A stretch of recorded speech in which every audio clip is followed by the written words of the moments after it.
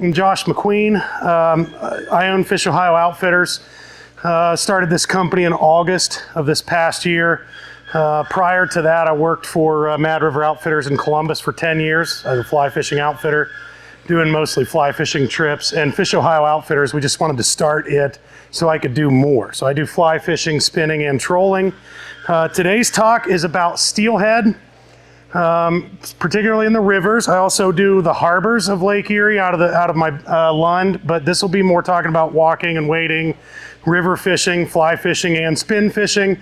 What I'm mostly going to do is give you guys a background, really. Just a lot about the fish. It's going to be a lot of information that I'm going to try to plow through, so bear with me. It's going to be a whole lot of information packed into this short hour. I'm primarily going to start with what is a steelhead? What is a steelhead? So steelhead is a vanity term. It's totally a term for lake run rainbow trout is what we have in the Great Lakes.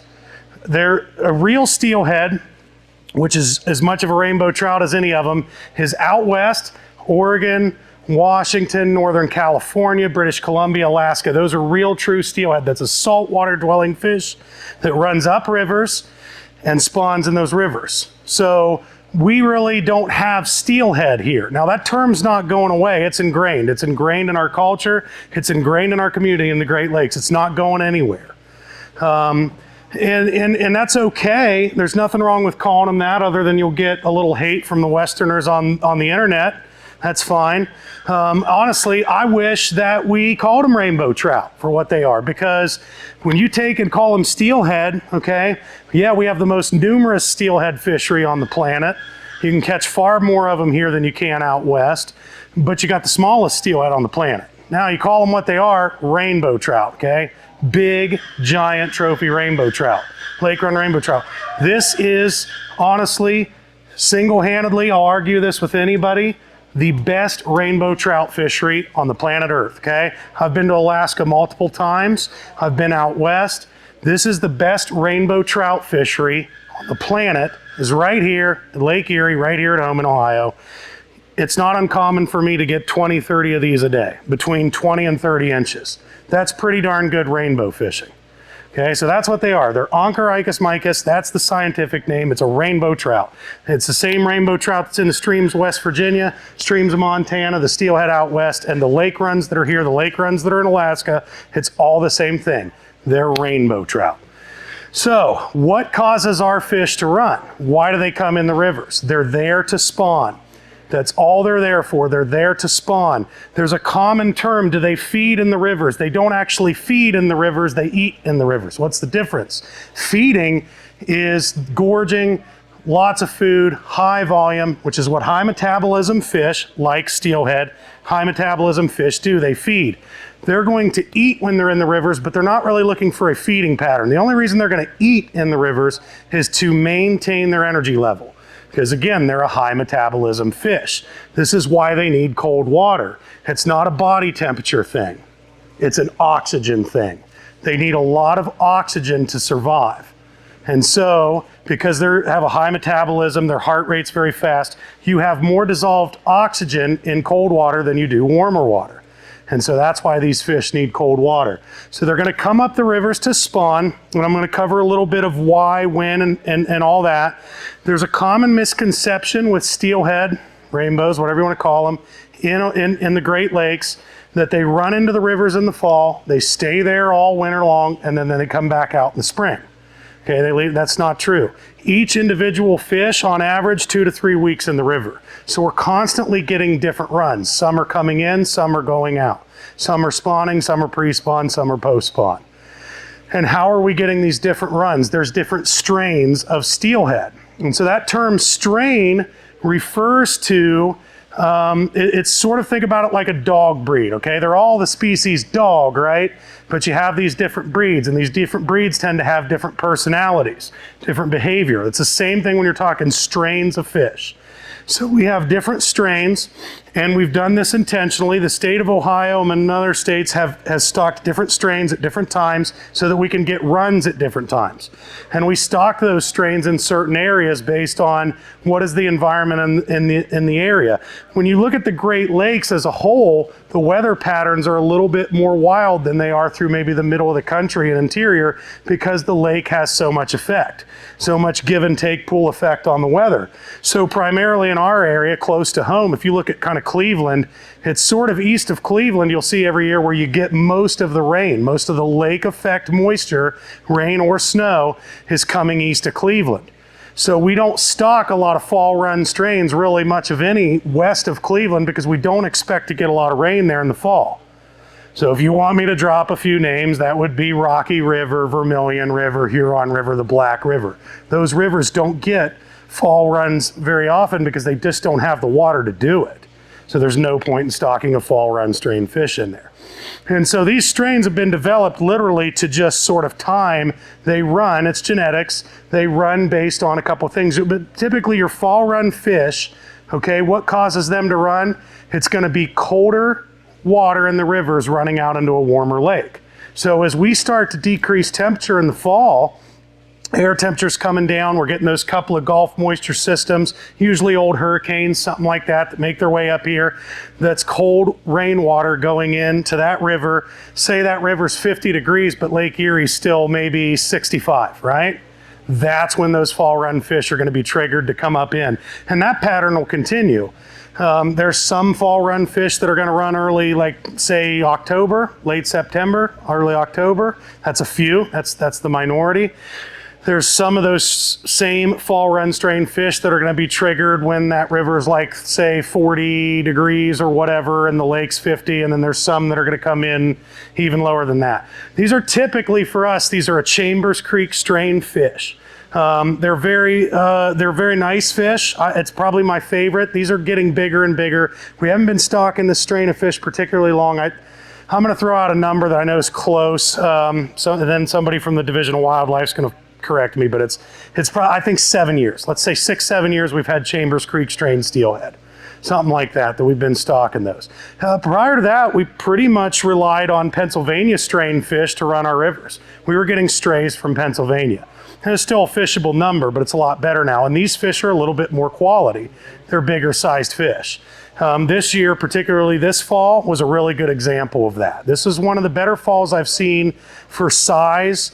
It wasn't a great fall for numbers, but I was commonly putting the net on fish 26 to 32 inches. Those are pretty nice fish. And the weight of these fish was probably a little higher than average. I would say a lot of 10 to 12 pound fish, which has not been common for us. 6 years ago, 5 years ago, 8 years ago, the average size for a while was pretty dismal. We had good numbers, but we were getting fish that were probably a lot more like 20 to 26 inches was more the average. A lot of 4, 5, 6ers. So we're up on size, and I think the numbers are there. I think this fall was more the conditions. The conditions were pretty bad. It's pretty rough. It was really dry for us for the longest time, and then by the time we got water, it got super cold. We had a couple of real foul cold snaps that sort of made it tough. It's just a tough fall to get good water conditions, but there was a lot of big fish. So then what causes the spring run fish to run? It's really late winter / early spring run fish. It's completely the opposite. So now the lake is ice cold from winter, and now you've got warmer water in the rivers going into the colder lake, and that's what causes that strain of fish to run. That's what triggers their genetic. Learning those strains of fish is kind of important because, again, they got a little bit different behavior. Those fall run strains of fish tend to hold in faster water longer as it cools off. Those winter / spring run fish, when those water temperatures are cold, they're going to hold way, way back in the deepest part of the tail out pools and in the back. I think one of the common mistakes, you have to forgive me, I jumble around a little bit when I'm in a position like this. I don't have a PowerPoint to keep me on track because I'm just a little bit too fast. But those, the turkey call's throwing me off. So what I see commonly, a common mistake is like somebody goes out when it's 50 degree water, they catch a steelhead in a riffle, foot and a half of water really fast. And then that same guy is going back there and he's trying to fish there in December or maybe early March, and that water's 34 degrees, he's not finding any fish. They're not there. they're not there. Caught that fish when that water was 50 or 50 degrees in that 50 or 55 degrees in that riffle, because that's where the oxygen is. So the warmer the water is, the more they move into the fast water. The colder that water is, the more they move back into the slow water. And I mean, when I got my start doing this almost 20 years ago, steelhead fishing, I would commonly pass the deep, slow pools in the wintertime. We're talking water that's literally moving like this speed. It's the very back of the hole. But right now, like this time of year, typically, again, it's going to be water 40, 42, 40 degrees or less. That's where those steelhead are at. That's where they're hiding. Are they all there? No, you might get lucky and find a fresh fish up in a riffle that's moving through, but that's where the bulk of them are going to be. And as that water continues to warm up in that river, they're going to move up into those riffles, into that faster water to get that oxygen. I get a lot of people, you run into a lot of people that pretty much just fish the spring, usually mid-late April, because you can see them. That's when you can see them. You know, I mean, it's, and there's a lot of people that look for just that. Those are typically spawners, and honestly, that's not the best time to fish. These fish are a little bit more beat up. They've been spawning a lot more. The meat quality is not as good if you do like to eat them, if you are keeping them. And it's kind of fun. I ran into a guy one year on Chagrin River. I think it was probably the first week of April or so. And that year was, I think, 2000 and, I don't remember. I think it was like 12. I think it was 12. We'd had a fairly mild winter. I mean, January was great that year. February was not bad. And so a lot of those fish progressed. They were able to spawn sooner. And then I remember we wet waded, no waders, the east branch of the Chagrin River in like the third week of March. I mean, it was 70 degrees. The water was 58. I was just wearing long pants and water shoes. So those fish had progressed farther. And so by the calendar, it seemed like there was still all this season left. But the reality is by the conditions, there wasn't. And so I remember running into a guy up on the Chagrin and was like, hey, he's like, are they running yet? And I'm like, man, it's over. It's like, what? I'm like, yeah, you missed it. It was 3 weeks ago. You know, so yes, the calendar matters. When people are booking dates with me, I typically tell them, hey, we got 2 peak seasons. We got fall season, we got spring season. Fall season, the typical peak is, it's the last 3 weeks of November and the first 2 weeks of December. Those are the 5 weeks of the fall season that I don't have a day off. Spring season would be the last 3 weeks of March and the first 2 weeks of April. Those are the 5 weeks in the spring I don't have a day open. So those are kind of the peak seasons. Yeah, you can look at that from a calendar standpoint, but the reality is conditions are going to fluctuate and change. A couple years ago, I don't remember, I think it was 21. So yeah, spring of 21. Spring of 21, it was oddly warm. Some of you probably remember this, wasn't that long ago. I had trips booked all the way out through about the middle of the third week of April. And I had to call a bunch of people on April 9th and tell them we weren't going to be steelhead fishing anymore that spring, because the water temperatures had reached 70 in the river by April 9th. It was over. I mean, it was totally over. They were leaving. I'd never seen a bigger mass exodus than that. I mean, I was literally on the Grand River watching fish head downstream. That's very rare to see in person. In mass, they were trying to evacuate the river. So calendars will help you a little bit, but the reality is it's a temperature thing. So those ideal temperatures, you can catch them all the way down to when the river freezes. So it's, you know, there's no shut-off point there other than the fact that the ice is going to run you out. Once the river freezes, you're done. But you can still catch them until that river freezes. On the other end, I don't like to run trips much over about 64 degree water, 65. And at 68, about any fish you catch, you hook, you're going to cook it. You're going to kill that fish. It's going to die at 68 degrees Fahrenheit above as you fight it. So, but if we want to narrow that down, what the peak is, I would say your best fishing that you can possibly get is between 45 and 55. That's when you're going to find the most active fish. That's when all the fish are going to be super active, super bitey. That's the best time to look for them. And you can find that easily on both ends of the spectrum, being fall or spring season. I will go to, I think that's probably good on sort of the background of the fish and why they're there. As far as the gear goes, primarily I still do a lot of fly fishing. And this is actually a lot easier than you think. I'd say it's some of the easiest fly fishing you can do. Most of my rigs are I don't know how much anybody here knows about fly fishing, but most of my rigs are 7 or 8 weights. What that means is that's a little bit heavier of a rod. The number on, when you're looking at the weight of a fly rod, the smaller that number is, the lighter action it is. So when you're looking at trout rods, small trout rod, they're 4 weights, 3 weights, 4 weights, maybe a 5 weight, it's a big one. So 7 or 8 weights, that's not high end, but that's a little bit stiffer. The super stiff stuff that I would have is like I've got 10 and 11 weights. Those are for like my muskie rods, fly fishing for muskie. So those are super stiff. This here is a 10-foot 8 weight. It's a little longer. Standard length fly rods are usually about 9 feet. I like 10 footers and 11 footers when I'm steelhead fishing, and I'll explain a little bit why that is. One, this style of fly fishing is a lot different. So your traditional fly fishing, when we think of fly fishing, a lot of you probably, if you don't fly fish, you think of the back and forth, this stuff, right? Brad Pitt, river runs through it.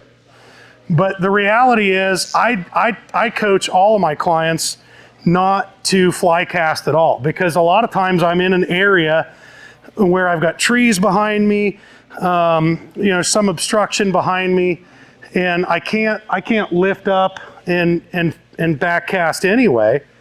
So also the way that this rig is designed, if I traditionally cast it, the rig that I'm using, I'm more likely to tangle it, because traditional fly fishing is centered around the rod tapers all the way through the system. The entire system tapers. From here down, everything's a taper. The rod, the line gets smaller and smaller and smaller. And when they started out with traditional fly fishing fly rods, it was designed to carry a very lightweight presentation a longer distance by using that taper. Well, then as fly fishing got more popular, people wanted to try to catch anything and everything on it. So particularly with the steelhead rig, I don't taper down to one single weight. I've got a weight here, I've got weight there, I've got weight in my flies, and they all weigh something different. So there's no tapering that.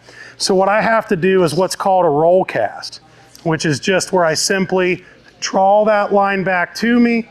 It's a circular motion. I lift my rod up, and a flick of the wrist puts it right out. It's really easy. Over my career doing this, I've been doing this 14 years professionally as a full-time guide in the state of Ohio. I've taken countless people who've never touched a fly rod and got them to catch a steelhead, because it's some of the easiest fly fishing you can do. Draw it back, lift that tip up high, wrist flick, and out it goes. And there's a couple of different ways you can fly fish for steelhead, because this is a steelhead overview. This is a general talk. I'm not going to get into any one of them but this. And this particular method is called nymphing. And this was designed to run nymphal stage, larval stage of bugs through river for trout. And I'm not using bugs. Actually, you can see these little chartreuse balls of yarn on here. Those are actually to represent an egg pattern. This is what I catch. 90 whatever percent steelhead that I catch are on this. Yarn on a hook. That's all it is. Yarn on a hook. And so this is just in fly fishing terms, because fly fishing people are really super uppity. This is a strike indicator. It's a bobber, okay? There's even a cool guy on Instagram now that started making stickers that say it's a bobber, bro.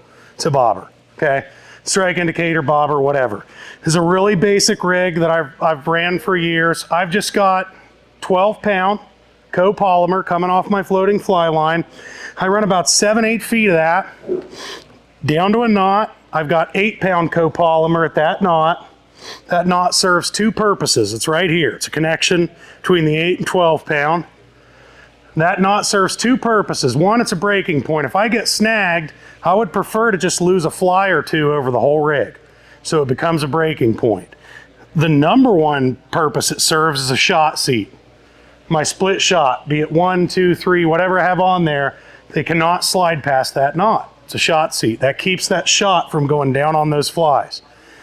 Because ideally the way that this rig is going to run, let's just say that this is a river water column. That's about an average good depth, right? That float is going to be riding on top. That line is going to run on an angle. That split shot, and of course you're going to be hooking curtains in the river. That split shot is riding the bottom, and then those flies are kind of coming, I don't know if you all can see that, back up like that, right? So that's ideal. Bobber on top, angle down, split shot on the bottom. Flies are back up here covering the bottom of the river. A couple different depths there. I usually run 2 because in Ohio we legally can. Watch that if you go steelheading in the state of, like say, New York. Last bridge in the river and down, it's always 1 fly. That was more to protect the salmon years ago when the salmon runs were thick, but they still have that law. But we can run 2 flies in the state of Ohio, so I run 2. I'll usually run 2 different collars at first if I feel like, let's see what they're keying in on. And then once I figure out, they like this, I might run the same color and just give them 2 opportunities. It's that simple. That's the basic nymphing setup. And the spin rod, I didn't set this one up, but it's not really any different. I'm just gonna rig up this float rod, and it's gonna have a float that's got bands on it. It's not a slip float, it's got bands, so it's adjustable. That way I can change depth as I go from spot to spot to spot. This thing does the same thing. I forgot to mention that. It slides up and down, I can adjust it. So I change my depth when I go from spot to spot. And I'll go back to that real quick.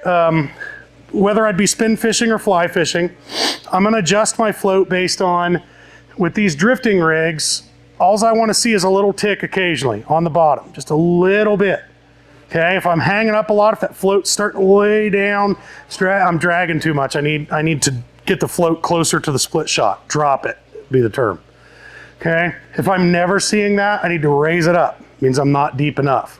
Because most of the time, again, if this was our water column, if this was the depth of the hole we're fishing, the steelhead are in the bottom 1/3.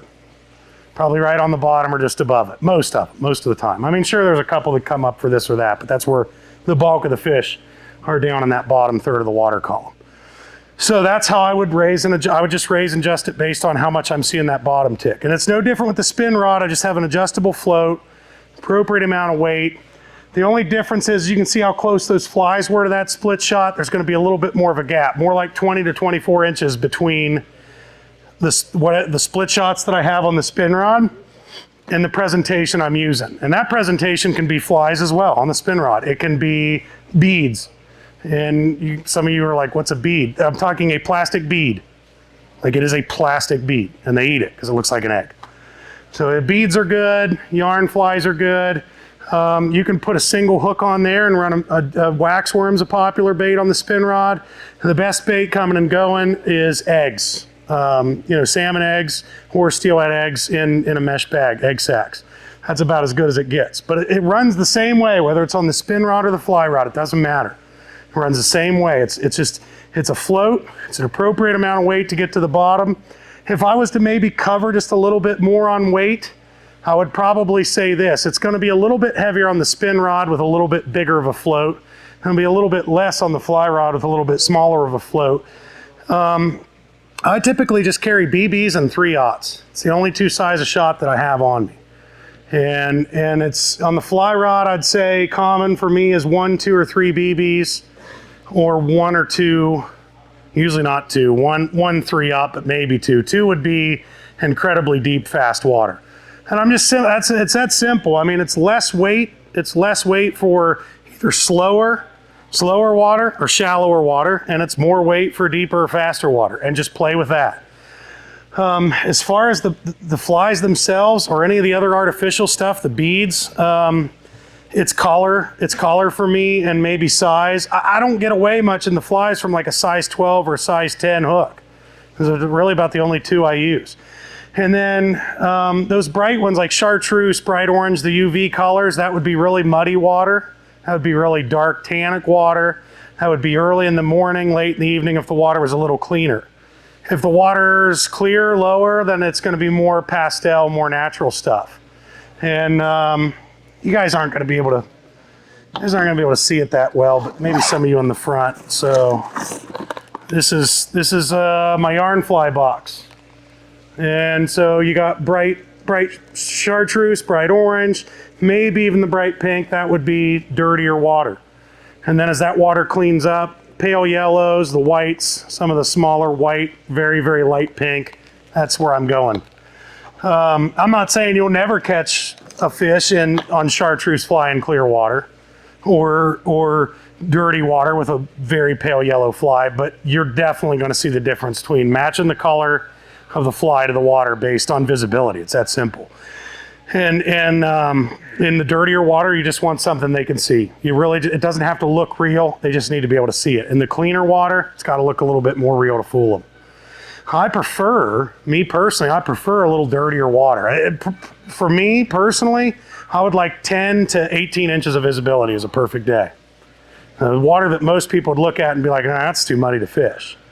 I'm comfortable down to about 3 foot of visibility. Beyond that, I move to the next biggest river or the next muddiest river. There's a lot of guys that like fishing 5, 6 foot of visibility. You can see the fish, looks like an aquarium. They're harder to catch.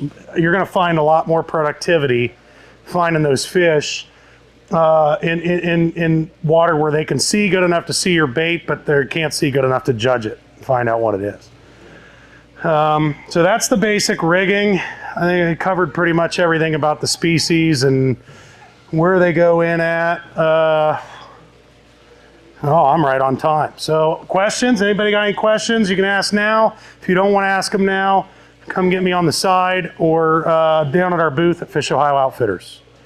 Questions? Anybody? Good? Appreciate you guys. Yep.